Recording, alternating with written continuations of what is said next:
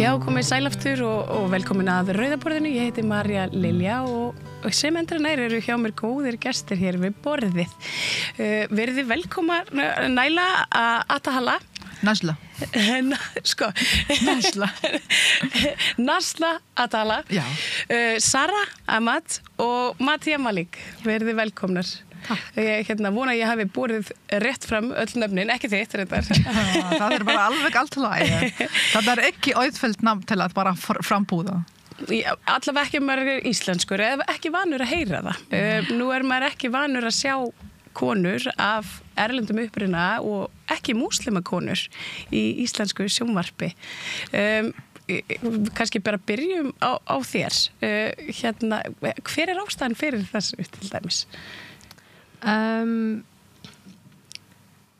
Það stundum erfitt að það enginn í sjónvarpinu sem eins og ég og stundum mér bara alveg sama að því ég ólst upp í Brettlandi og ólst upp með þessi fyrirmyndir að það eru fólk eins og ég í sjónvarpinu og ég tengi með þetta en ég held ég bara of gömul fyrir þetta núna en ég er að hugsa stelpur sem eru yngri en ég hér á Íslandi, kannski 10 ára, 11 ára sem eru kannski að horfa sjónvarpinu eða þau á vinkonur sem eru að tala hvað á sjónvarpinu. Það er enginn eins og þeim í þetta. Og ég hugsa að það getur að vera smá erfitt. Af því það er ekkert sem þær getur að tengjast með. Svo er þessi image af konu með hijab að hún sé einhvern veginn svona kúuð kona. Nú eru þið allar miklir feministar og stóðu fyrir viðburði núna síðustu helgi sem að hét My Hijab, My Choice, ekki rétt hjá mér. Zara, can you explain a bit about your part in My Hijab, My Choice? My part, what do you mean by part? Yeah, what you were speaking of. I was speaking about how I came to the decision to wear the hijab when it started, and basically that was it. Just to show people that it was completely my choice. That was actually the part of all of us. Já, Zara segir að hún hafi tekið þátt í viðburðinum svona til þess að útskýra það fyrir íslenskum almenningi hvers vegna hún velur sjálf fyrir sig að hafa hijabinn sinn og þær séu allar sammála það er enginn sem kúar þær til þess. Ert þú sammála þessu? Já, ég sammála og ég ætlaði að skipta til ensku þarna bara auðveldara fyrir mig til að tjá þig á ensku. Ekkert mál. Það rétt. And I do want to say that even if it was not our choice in the beginning, we have the chance to to choose to wear it or not to wear it. And also it's so important to differentiate between if it's a culture or if it's a religion. And most of the women, especially in such a free country like Iceland or in Europe, none of the women would wear it unless if they are deeply agree to wear it and be in public with it. However, it's much hvað erfiðar fyrir okkar til að bara be in public and compete alls konar hérna. And we know, for me or Mahdya or Zara, we know that it could have kind of conceptions and no one would like to know our stories and they have these misconceptions and stereotype about women who are wearing hijab and they think that we are oppressed and etc. But if they would just approach us and ask us why we are wearing it, we will really welcoming them and we would gladly like tell them our story or tell them that it's more comfortable for us and it's identity more than anything else.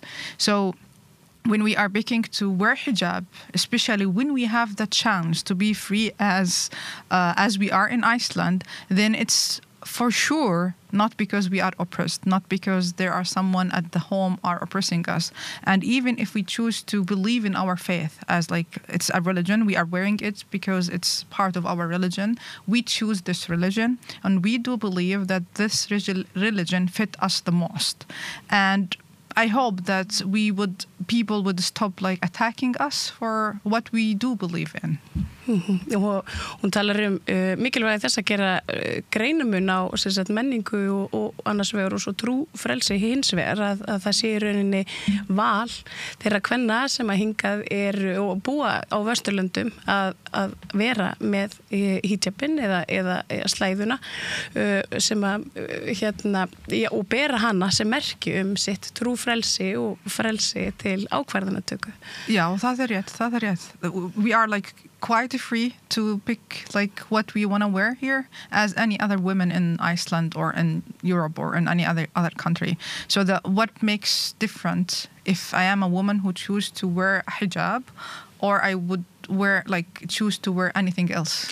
Cross. Exactly. So it's like why my choice is questionable, but any other women walking the street is not questionable. So this is our like kind of discourse here. Mm-hmm. So we would like to be accepted as it's a choice, not something else. Mm-hmm. Sorry. Especially this event on the occasion of the International Hijab Day.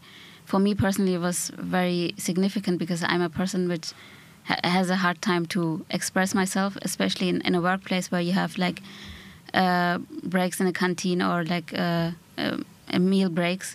It's just a too short time and too many people who want to talk about something. And these events especially important so we can we have more time to speak about it and like thoroughly talk about like the reasons behind it and our motivations. Já, hún segir, Zara, að þetta sé mikilvægt að því að það þetta fólk forvitið og forvitið hennar uppruna og ákvarðanir hennar og hijabin og það sé erfitt að útskýra kannski í svona stuttumáli eins og í vinnu og annar staðar en viðburðinu hafi svona verið svona, svolítið frelsandi líka fyrir hana sjálfa að bara einhvern veginn geta útskýrt sig en þá langar mig að spyrja ekki erfitt að þurfa alltaf að vera að útskýra sig? Jú. Það erfitt og stundum langar mig ekki að gera það en samt ég þarf að gera það af því að ég ekki bara ein sem að búa hér og ég með tækifæri að gera það ég kann ensku talar pínu íslensku skil mikið félagið sem ég að búa í og ég búin að vera hér á Íslandi 11 ár þá ég veit hvernig það fyrir fólk sem að búa hér og sjá mig og já, ég ætla að líka skipta yfir á ensku því ég get ekki útskýrt bara ekki so I sometimes don't want to do this. I don't want to put myself out there or make myself a public target because that's what happens. When I did this event the first time, there was a lot of uproar online. There was a lot of negativity and a lot of people questioned whether if Iceland was no longer a feminist country, if they were going to allow a Muslim woman talk about her hijab. Mm-hmm. So it's not an easy thing to do, but at the same time, I feel a responsibility to do it because I don't see anyone else doing it. And there is so much misconception around the hijab that it has come to a point where, I have to do this now. Mm-hmm. It's become I've self-appointed myself to do something, but with the hopes with what Zara said, that I want to have more time to be able to explain to people why I wear the hijab and the whole, connection that it has to my identity and who I am as a person. And I want to kind of bring the discussion to a level where if politicians around me feel comfortable criticizing my hijab and they think that it's a topic that needs to be discussed publicly on a national level, then I want to also come to a place or put myself in a position where I can speak about it in a public space and hopefully bring it to a national level. Because why do these people get to criticize me so openly and so boldly, but I can't defend myself, even though I should not have to defend myself? As you said, Najlaa, it's a free country and we are allowed to be who we want to be here. But I definitely feel attacked at moments. Every election cycle, there's a discussion about the immigrant problem that we have in Iceland. I don't quite understand what problem we're causing, but... And within that, there are different levels of issues that come up. Muslims are always discussed to some extent. So, yeah, that makes me want to then also just talk about being a Muslim in Iceland. Or in short, we want to take the narrative in our hands, not in the hands of politicians or someone who don't have any experience. And we just want to take it in our hands. Já, og það eru samanlega það að með því að koma fram eitthvað sem að getur reynst erfitt og þær langar ekkert alltaf að gera, að vera í sífellu að útskýra sig og sínir ákvarðanir, þá finnir þær svona, þeim renni blóðu til skildunar vegna þess að pólitíkusar og í opinberu umræðu oft rætt þær og þeirra hagi án þess að þær séu með í því samtali og þess vegna sé mjög mikilvægt að raddir þeirra heyrist. Þetta ekki nokkuð rétt farið með hjá mér? Já. Mér langar svo mikið að bæta við að mér langar að breyta þessi hugsun það fólk megi ekki treysta hvað ég að segja. Þá þess vegna langar mig að tala þetta, að ég að stundum, það sagði einu sinni ein kona sem ég var að vinna við mig, að já, en ekki bara maðurinn þinn að is he not forcing you to do this, but you think it's your choice, but really it's his choice. En þá ég sagði við henni að nei, ég I'm my own person og ég veit hvað ég að gera, ég ekki barn. Ég fullorðin, ég mentuð, en ég mentuð líka í Islam. Ég ekki bara mentuð með, ég fór í háskólan. Ég mentuð í trúið, in my religion, and I understand my religion. And I kept telling her that, no, I know what I'm talking about, and I know what I feel, and I know how important this is for me. And she just did not trust my words, and she did not believe what I was saying, and she thought I was a puppet of a religion that she clearly had no idea about.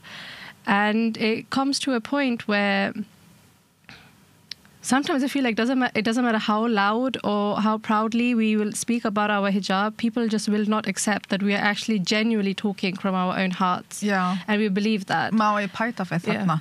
Ég bara sammála fyrir Mahdya, það bara svo erfitt til að bara halda fram að útskýra sjálf þarna.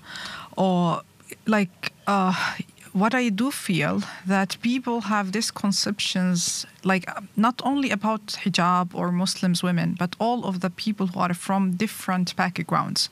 So it's the concept them and us.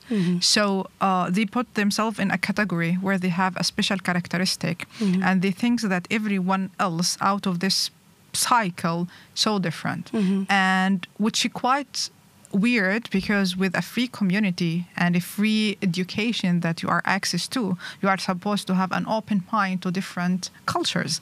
So they are judging not only the Arab culture or Muslim cultures or like Afghani or Pakistani or anyone, but they are even go beyond African, etc. So they have deep-rooted conceptions about other people from other lands in like erlendum og þau vel ekki hlusta á. Þau þetta bara does not matter what are you saying, because unconsciously they have this bias, unconsciously they have this background that was built up over years. And I don't blame them. I only blame that they were supposed to be encouraged to read more. And even now, like I could understand that Iceland where like homogeneous like country, like it's not diverse as it is now, but now we have more diverse community. Like in 2019 when I was going to Kringlan, it was almost me who is wearing hijab walking around, but now I'm walking in the street. I was like walking with my kids today, and there is like there's a lot of women who are wearing hijab in the street. So if we are not breaking these stereotype and telling the truth behind it, then you need to question yourself if you are even questioning these people who are wearing. And also I want to re-emphasize on that, like bara liggja áherslu á þarna, það bara svo mikilvægt til að bara spyrja okkar, það rétt til að útskýra þarna? Það rétt til að bara spyrja þetta konur það? Or we are supposed to ask why we have this debate, why we have these events, and if Mahdya or me are like felt that there's a necessity to do this event, then there's a problem not with us to like speak up about our choices. Then there's something missing within the community need to be fixed. And I'm really sorry to say that. So I'm supposed to be in a country where I'm not like I have the chance to express myself, but at the same time give me the chance to be what I am, but don't ask me to explain what I have chosen for myself. And this is our position now, either me or Mahdya or anyone else from our background. And it's not related to hijab only. We feel that deeply rooted in every other things in our life. Hún segir að þetta sé í rauninni mjög djúpstæður vandi, hann sé og stafi fyrst og fremst á fáfræði. Ísland hafi þetta verið mjög lokað, lítið samfélag, það hafi vaxið síðustu ár og nú sé mikill munur, en einhvern veginn höfum við ekki uppfært þekkingu okkar á ólíkum hópum innan samfélagsins. Og það sé í raun vandamálið, þetta sé kannski engum að kenna og henni finnst ekki einhvern veginn, hún dæmir fólk ekki fyrir fordómana endilega, en nú sé komið tími til þess að opna þetta samtal og kannski að við áttum okkur á því að þetta fjölmenningarsamfélag, alveg sama hvernig við viljum horfa á það. Do you believe that maybe it's not just the hijab is just one form of... það rétt. It's birtingamynd fordómana. It's the only part of us that's very visible. It's like Muslim men, you know, they get stereotyped, but not as much as we get stereotyped. Maybe if they have a beard and they have the dark hair and the dark eyebrows and the dark eyes and the brown skin, everybody thinks like, okay, that could be a Muslim man. But you still can't be 100% sure, but we are visibly Muslim women. People who see us, they know that these are Muslim women, and it becomes so much easier to judge us, to even attack us at points. Walking around, trying to do your shopping and stuff, and people coming up to you or walking around you and they say things to you where they think that it is their right to let you know. It has happened to me over the years, and every time it has stuck with me. I have talked about this before on here as well, that every time somebody has said something to me where it's been a personal attack on me because of the way I like appear, because I'm wearing a headscarf, it has left a little bit of a mark on my soul. And there was a point in the beginning when I was living in Iceland, it would make me sad. It no longer makes me sad. I just and I was younger then too, but now I've grown a bit of a thick skin, and I think like, you're the ignorant one here, not me. Einu sinni var ég bara var að kaupa inn í Bónus. Það var fyrsta skipti ég fór að kaupa inn og var að labba og kíkja á vöruri, og þá kom einn kona bara mjög nálægt mig og bara snertaði mig og sagði, þú svo falleg, af hverju þú með þetta, en það svo gott að sjá að þú ert ekki með þetta yfir nef, en ekki gera það aldrei en ég hugsaði bara ok, af hverju má ég ekki gera það? Ég byrja svona allt í einu sem ég á ensku defiance sem ekki eitthvað sem mig langar að hugsa eða að gera ef ég út að kaupa mat en samt mig langar svo mikið að bara segja en hvað ef ég geri það? Hvað ef ég teki bara slæði og setja það yfir nefin? Hvað þá? Af hverju skiptir það máli? Ég ennþá bara manneskja, þú ert að hugsa mig eins og ég bara eitthvað annað sem að labba og kaupa mat. Þú mátt ekki bara koma til mín en Þetta svona gerfi umhyggja. Já. Og þetta svona hvítur feminismi svolítið. Já, og hún var mjög svona, en ég var ég horfði bara á henni ég var í sjokki, ég bara ok. Og þá bara horfði hún á mig eins og það eitthvað sem I think about this a lot because I sometimes wonder, do white feminists believe that brown Muslim women or black Muslim women or black women or brown women, do we need extra praise from them? Do we need acknowledgement? And do we need to be told by them that they accept us and they kind of, want us to be in their fold? I don't need that. And I don't need that approval. I don't need that stamp of approval from them. And I'm not saying that it's misplaced.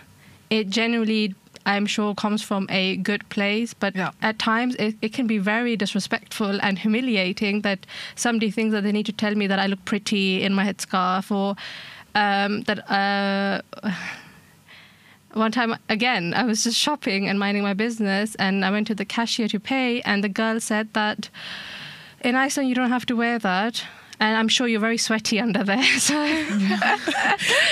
Sorry, I'm laughing. And I was like, in Iceland? I was like, I'm not sweating. I'm okay. Thank you very much. Yeah, in Iceland. I think þetta fundumál. Like bara fólk hugsa það bara, if þú á Íslandi, það bara alveg allt í lagi til að taka þetta út. But why? It's like, why do you think that I need to take it out? Svona fyrir utan bara við alltaf öll með húfu.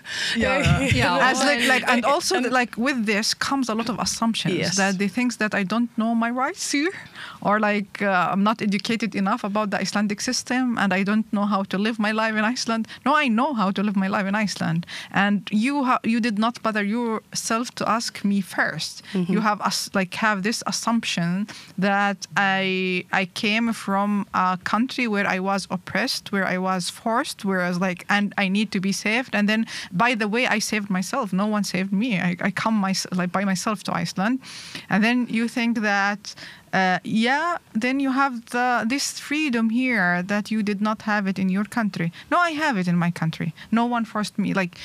I know there are some culture that drive you to wear it because everyone else wear it, but also in our community, people think, at least in Palestine, in Gaza, we have a lot of people who does not wear hijab. It's so easy, peasy, just to be as I know that there are some women who are not wearing hijab. They would not be acceptable in such kind of neighborhood. But at the same point, even in most conservative and religious neighborhood in Palestine, in Gaza, you would find people really just cool and not wear hijab because they do believe that it's their own choice to make it. And even if the community forced them to wear it, I'm saying not the religion, But if the community forced them to wear it, they could find the way to express themselves the way that they want.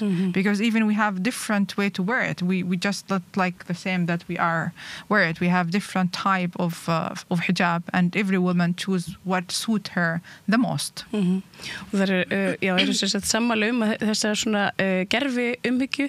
Það hvítur feminismi sem að hefur einhvern veginn þessa tilhneigingu til þess að segja brúnum konum oft að þær séu svona, þær séu bandamenn þeirra en samt einhvern veginn með því að gagnrýna þær í leiðinni.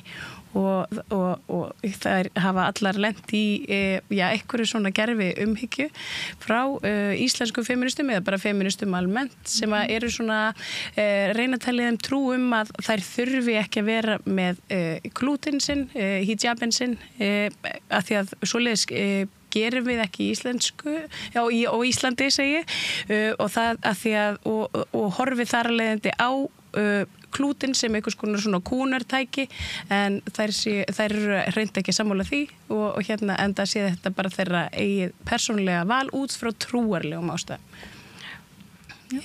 Yes. So Zara, have you had any like incidents like they spoke about where people when they approach you and tell you don't have to do this, you don't have to wear this? Not directly, but it's always the undertone and the type of questions I'm asked. I appreciate the curiosity, but it's just and I'm actually a shy person who doesn't speak a lot, so people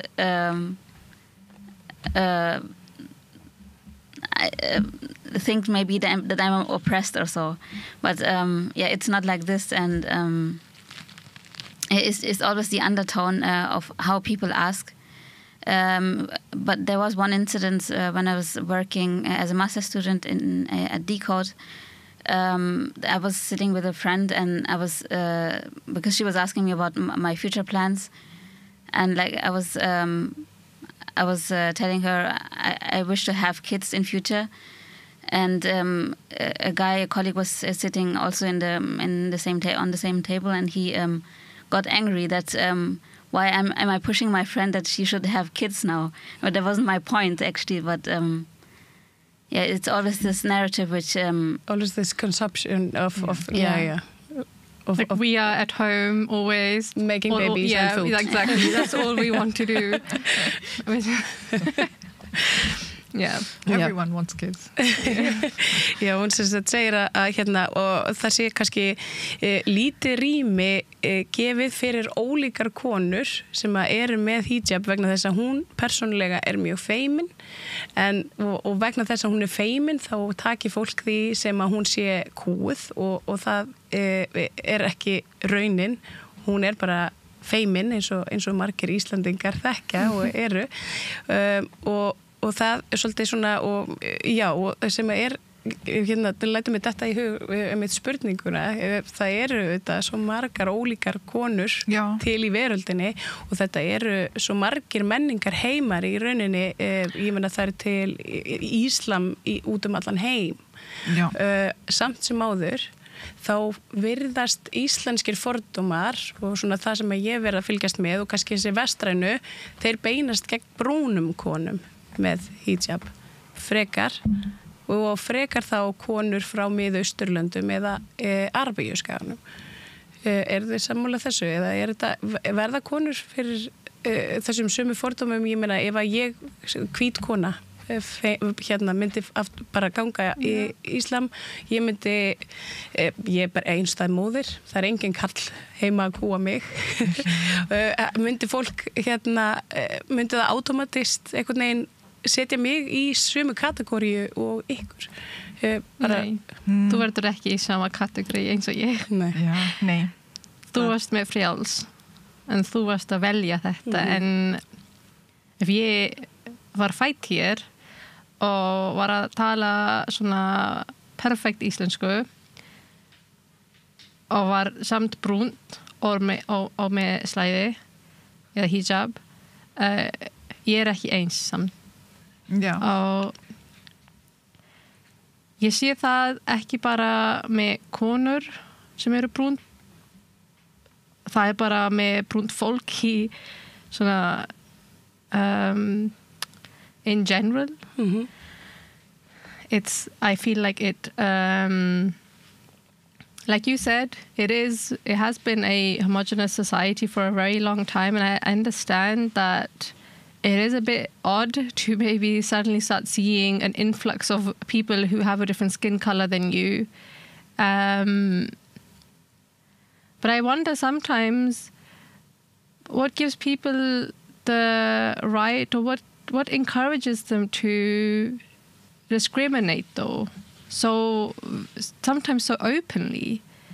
And I wonder what I do know what encourages them is the media. It's the media and everything else, but I still curiosity. Yeah, but or... you know, like when I was growing up, I was told from a very early age, from my parents, from the school that I went to, from all the different cultures I've seen, or maybe not even told, I just realized that you have to show respect to others and you have to filter your words. You can't just, for example, if you are working with somebody and you know they're Muslim, that does not give you automatic passage to just constantly, berate them with questions about their religion, because apparently that's the only thing they probably know about there's so much more to a person than their faith. If anything, our faith is actually the most subtle thing about us, or more internal. It's the thing that we keep very close to our heart. And we don't necessarily always want to talk about it. So I've had various conversations over the years in my workplaces, and there was a point where I had just enough, and I told my colleagues that if you want to speak to me about my religion, you're welcome to come to my house.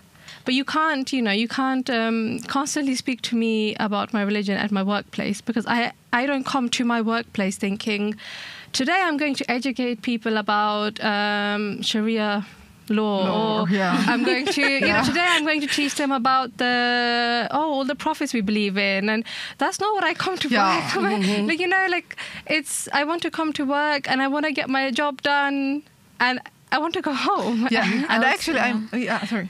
I also encounter people who tell me, I'm really interested in your religion, Islam, but when we do such events, to speak about it, then they don't show interest. They don't come. Yeah, but actually one of the most difficult thing that people do not feel that they put on us a lot of pressure, because we are just ordinary people. I'm not specialized in religion.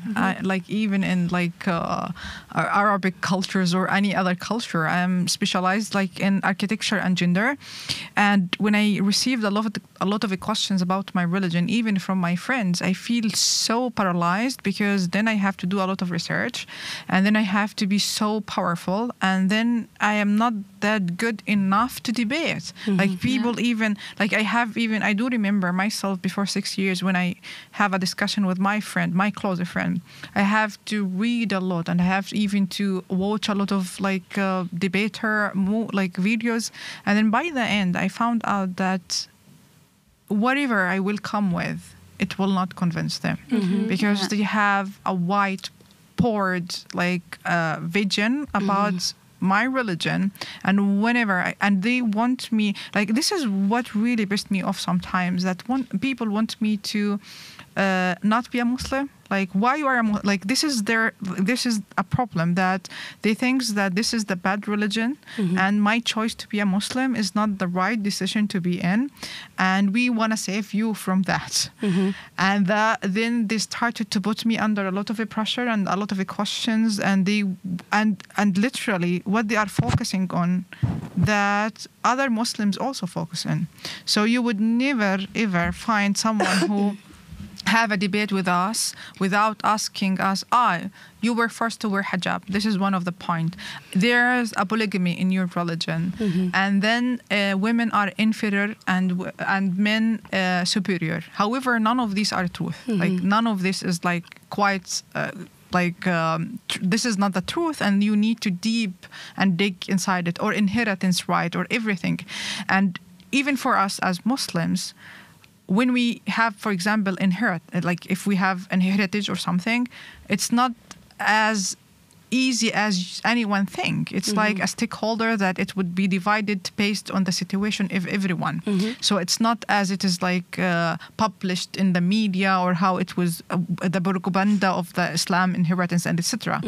And to ask ordinary people who have a passion in architecture and they would like to have like intervention in this field to focus on responding or answer such questions, this is put a lot of pressure under us.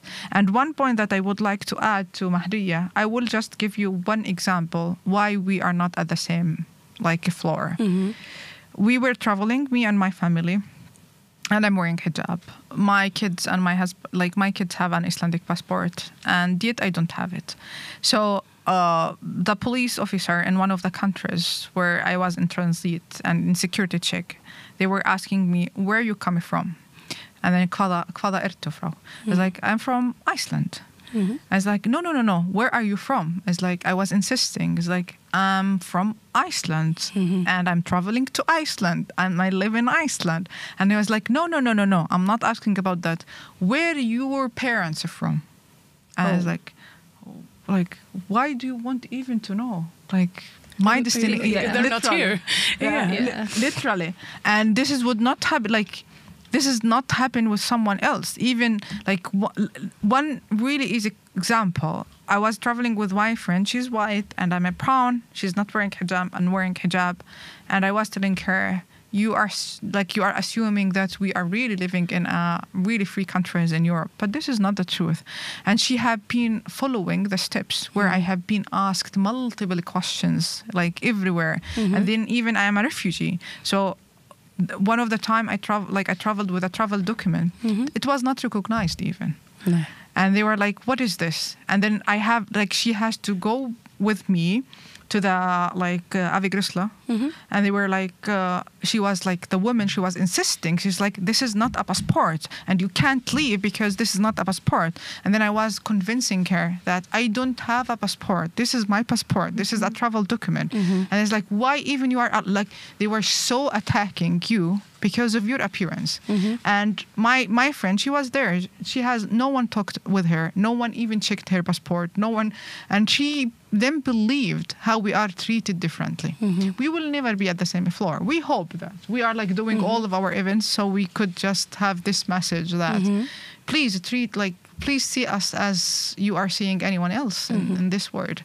And it's not only us who are stereotyped, also our men, like mother and frau, like Easterlundum, líka, þau bara doubt and under þarna. Like they are also stereotyped and also stigmatized of they are oppressing their women, or even if you are a migrant from Middle East or from any Muslim, not only Middle East, any Muslim countries, and you have this appearance, oh, these people do not want to work, these people just want to stay at home, these people, we have like hundreds of stereotype conceptions that apply on us, which is most likely are not correct. And they're oppressive. Yes, and it hurts. Yeah.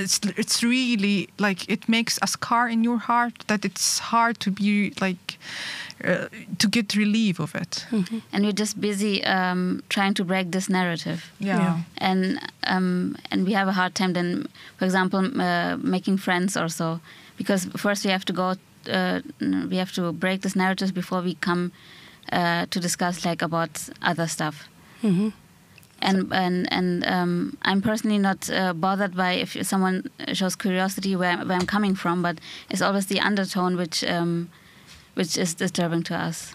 Það eru allar sammála það að þessi krafa fólks í vestrænu samfélögum og í íslensku samfélagi að þær séu 100% hafi svo mikla þekkingu, yfirgripsmikla þekkingu á trúarbragðunum sínum og þurfi alltaf að standa undir því að svara alls konar spurningum í bara hvaða aðstæðum sem trúna sína þegar áhuga svið þegar trúin auðvitað bara það sem að þær eiga bara með sjálfri sér og Guði en og áhugasvið þeirra liggur á svo mörgum öðrum og víðari vettvangi heldur en það. Það fari svo mikill tími í að brjóta þessa narratífu að vera múslimi, að það gefst lítill tími í að bara tjá sig arkitektúr eða eignast vini eða bara einhvern veginn komast almennilega og svona þægilega fyrir inn í samfélaginu, af því að þetta sé svona eins og mara sem að svona einhvern veginn liggi yfir þeim, og það þetta sem að þær vilja vekja Íslendinga til umhugsunar með viðburðunum sínum, að það þurfi ekki alltaf að vera endalaust að spyrja þær út í ástæður þess að þær kjósa að vera í fötunum sem þær eru. Þær eiga bara að fá að vera það. Þetta ekki svona nokkuð rétt hjá mér? Já. Það var svona einföldun, it was a simple, watered down message from what you were saying. But this is a really interesting umræða for me, because what you were saying is about we're always talking about integration and how can we kind of like wash their culture away from them or their religion so they fit into Icelandic society. But then there is this það svona eins og eitthvað stoppi samt. Það eitthvað stoppari að því að áhugin kannski ekkert endilega á því að hjálpa fólki að aðlagast íslensku samfélagi. Ég held að þetta bara svo erfitt til að bara spyrja þarna spurning or like segja are these people fit in the Icelandic community? By asking this a question, it means them and us. It's immediately like þarna það mynd af fordóma. So when we are categorizing, even when we are asking this a question, and now we are talking about inclusion. So to ask, are these people fit into our Icelandic community? It means that you are having a specific criteria to be able or like to fit into the what is an ideal Icelander? Yeah, exactly. This is like what is the ideal Icelander that I need to I need to follow or like I need to be like to. So let's break it, make it bara mjög einfalda. Ég drakka ekki áfengi. Það svo margir íslenskur þeim drakka ekki áfeng. Ég bara hvað þarna glæðasleiðu. Vinkona mín, hún ekki muslima og þá ég bara vil þarna miklu betra fyrir hana til að bara klæða sleiðló. Þetta bara mjög þægilegt fyrir hana til að ekki hugsa hárið og fara í bara hvað þarna hairdresser, etc. Hárgreiðslu. Yeah, exactly. So hvað öðruvísi í milli ég og hana? Like, what is the difference between me and her? Or like, I don't drink, I don't eat pork. There are a lot of people who do not eat pork. This is like the characteristic that people think that we are supposed to leave behind. But actually, within the community, there are people who are doing the same. Like they are like do not drink, wearing even the sledja or like hijab because they want to do it. But like what we are supposed to be to fit more. Like this is my wondering image. Like I don't know. I mean, I think we should think about the how we define integration. I think according to my belief, we should like integration to me means like using all your capabilities and potential to serve the society. And by this definition, it's not important anymore what your belief is or how your private life is. It's more about what you bring to the society. Yeah, I agree. Yeah, when you have because one of the biggest issues that I think some people have with foreigners is that, the foreign people, they just stick together and they don't integrate. The reason we stick together is because, one, there is a language barrier. I don't think I ever have made myself go to an event where I know that I will not understand anything and I will not be able to talk to anyone. Like, I just don't understand why. What would, even though there have been so many events that have happened that I've been so interested in, but for me, they kind of lose a little bit of value because I think to myself that what am I going to do there? I can't understand the language, but I'm working on it. And the second thing is that, like you said, about when you feel, even for one instance, that another person or a group of people are othering you and they're making you feel like you are less than them, you basically have your survival instincts kick in, where you don't want to be the target of abuse or bullying or mistreatment, and you leave and you don't want to be a part of that. For me, it's very natural. It's a very natural reaction, a human reaction, that if I'm not being accepted in a group, and it's so hard to make friends in Iceland as it is when you're coming from the outside. And Icelandic people have said that to me, that the group of friends you've had since mentaskóli are your group of friends, and you are not making any more friends. You're not making any more friends after that. And so imagine, like, you're coming later in your 20s or 30s into a country, and you're trying to kind of get into the community. You either marry an Icelander, and that brings a group of people to you from his mentaskóli. Or you basically force yourself and make yourself. You feel like an alien among the host people sometimes. But that's number two. So there's a language barrier. Then there's a survival instinct that kicks in, where you don't want to be somewhere where you're going to be, mistreated. And then the third is that there's a very strong connection to nostalgia. I will always go where I feel at home, where I feel welcomed. And that is where I make the choice. And wherever I can, if somebody cooks the same food that I know, that I grew up with, or I go to Zara's house because we dress the same, or we talk the same language, and I know that she will have the same cultural mannerisms as me, and we will treat each other the same way. And it's just such an equal ground that is where I'm drawn to. Oh, I know that, the tea that I drink is the same same tea that Najlaa makes as well, because, we have a connection. Bring us together. The kahwa and whatever. Like, so you are pulled towards a group of people that have many similarities to you, but at the same time, if somebody really did want to help a group of people to integrate, the first thing you do is you don't start focusing on the adults and start questioning what they believe in, what they are doing. You focus on the younger generation. You put the money. So instead of people in power going in the parliament and discussing, what are we going to do about these Muslims and what are we going to do about these immigrants? That makes no sense. Why don't you think about, okay, well, if the immigrant group needs funding, go fund the schools. Go support their foundations, the new generation that needs support, go support them. But that's not where your money is going.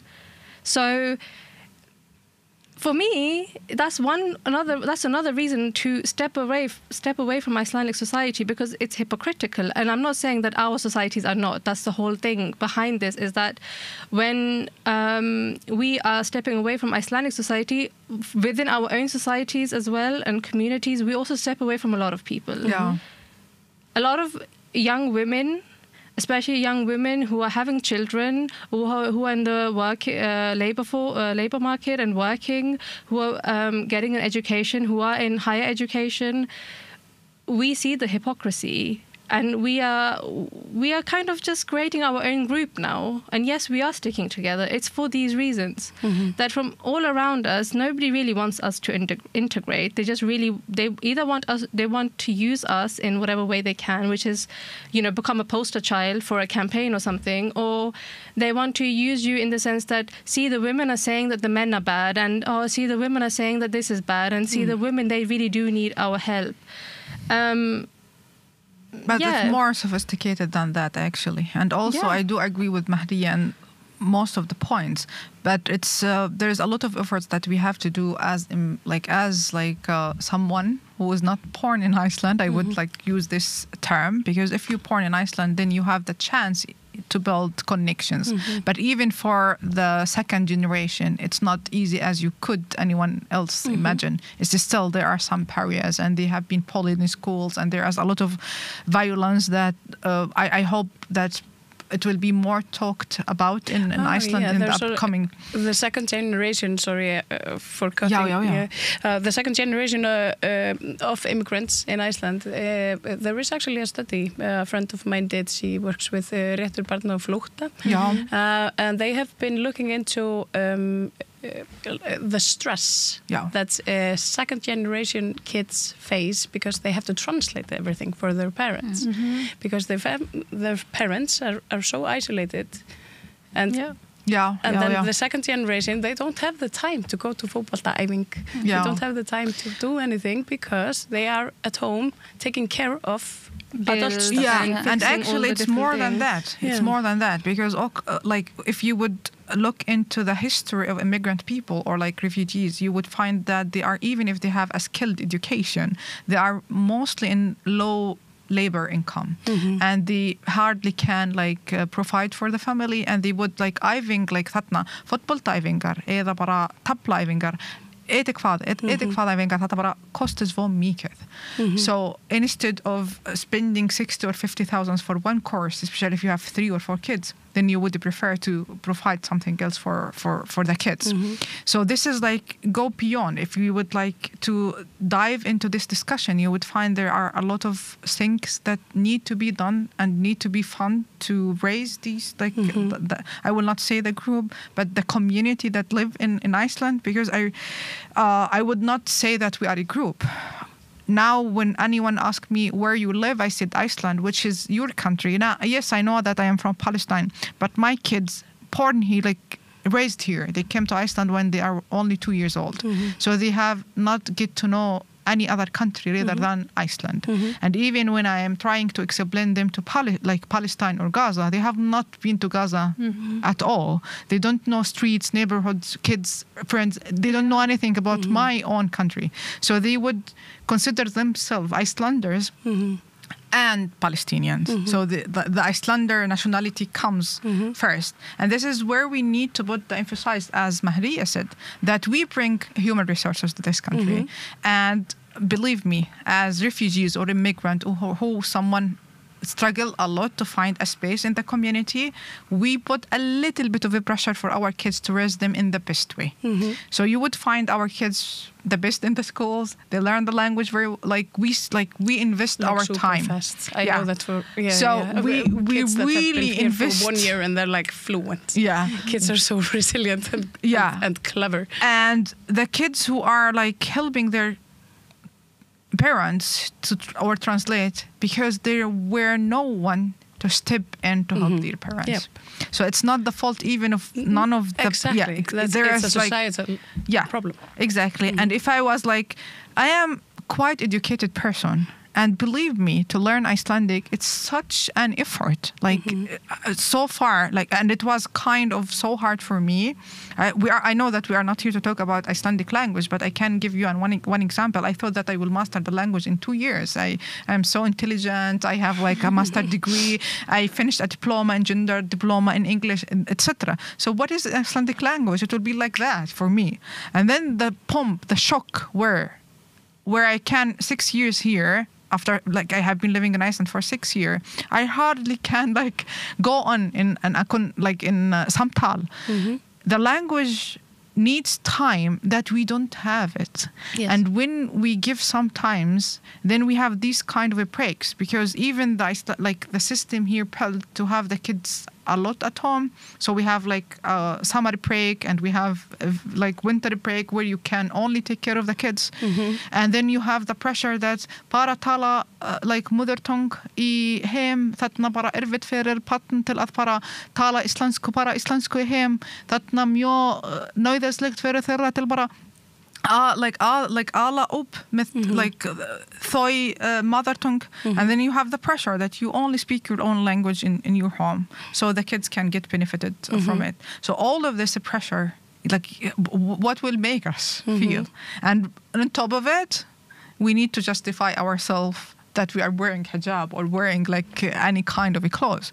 So this is how this is our battle in daily life of living. Not like maybe in Iceland, maybe it could be an easier than like they have been living in Germany. I don't know how it was. I came directly from Gaza to Iceland, where it was fine to wear hijab. But Mahdya and Zara have it quite different because they were raised not in Muslim country where you normal to wear hijab. Yeah, it's been hard. Nei, það mjög erfitt. En samt okkur langar svo mikið að bara halda áfram að gera hvað við þurfum að gera hér sem að passa á börnin okkar og læra og vinna og bara lifa lífinu. Já, basically lifa lífinu. En eins og þú varst að tala að læra íslensku, ég búin að vera hér 11 ár. Ég búin að reyna að læra íslensku en það kemur bara ekki, það svo erfitt af því að það tungumál sem mjög nálægt þýsku en samt ekki nálægt þýsku. Það ekki sem ég get tekið frá þýsku og nota þetta. Kannski stundum það orð sem með sama stofnun, like, you know, like stem. En samt það svo erfitt að beygja og alls konar. En mér langar að segja með þetta að mér líður eins og ég lítil barn, en það svo erfitt að vera lítil barn ef þú 30